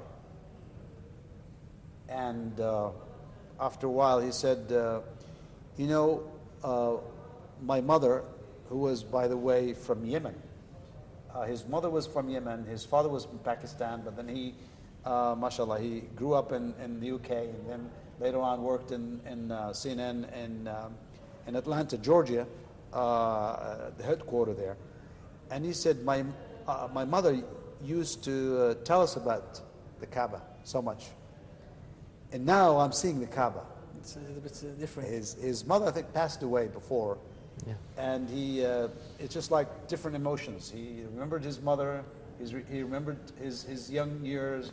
He saw the Kaaba for the first time. He's saying, now I am really watching the Kaaba. I'm here. Finally, I'm here. It's just, this is it. So he started crying, but mashallah, it was a very moving experience. And I think many people would have their own experiences of having this real affection when coming to the Kaaba, because, and that exactly is to show the validity of what Allah said subhanahu wa ta'ala, وَإِذْ جَعَلْنَا الْبَيْتَ مَثَابَةً لِلنَّاسِ وَأَمْنًا. Mathaba is when Allah made this house a place of returning time after time. Mathaba, you go there and you come back and you'd like, so the longing there for the Kaaba is always in the heart of every Muslim. I can see every Muslim wanting to come and to be there, to you know, see for himself, to perform Hajj and visit the Kaaba time after time. You have this affection between you personally and the Kaaba, mashallah. You mentioned about looking at the Kaaba is a form of worship. If it was like to contemplate, tadabbur, and that was like a door for you to think about this life, the akhirah, it could be a form of worship, couldn't it? Depending on the purpose, but not specifically to the Kaaba. Yeah, because anything. Allah says regarding the heavens and the earth, right? الذين يتفكرون في خلق السماوات والأرض ربنا ما خلقت هذا باطلا سبحانك فقنا عذاب النار. So if you ponder and reflect upon the creation of the earths and the heavens and what is in between the rest of creation, yes, you'll get that inshallah reward for it. But as far as Kaaba is concerned, for that particular purpose, that's what I had, had some that. But subhanallah, it's reminding me to search again for some answer. Maybe I can find some answer. It never came to my mind to ask a scholar about, just looking at the Kaaba, is that a form of worship? Well, then again, looking at the Quran, don't scholars say that that's not a form of worship? So I don't think the Kaaba be any greater than the Quran in that aspect. I've read that the Quran, I remember... Just looking at the Quran for what? It's not, Unless you're looking, as you said, for contemplation, for really pondering upon the Quran, but then reading it is the most important. And then reflection on what you read is the most important. That's why, one of the interesting things is that people would like to they say, well, I read the Quran, I read it just by looking. Not moving their lips. And that's not considered a tilawa. A tilawa is that you have to read it with your own tongue. So the presence of the heart, the movement of the tongue, the thinking of the mind, all together doing the same thing. And that what makes it, mashallah, a real benefit from that. And if you do not understand, go back and reflect or search for the meaning, because many people are reading, although they get the reward, mashallah, for reading, but it will be more beneficial to themselves if they understand what they're reading. Not just only repeating and reciting something, although they know that this is the word of Allah subhanahu wa ta'ala. Yeah, Sheikh, one question. Go ahead, Muhammad Abbas, yes.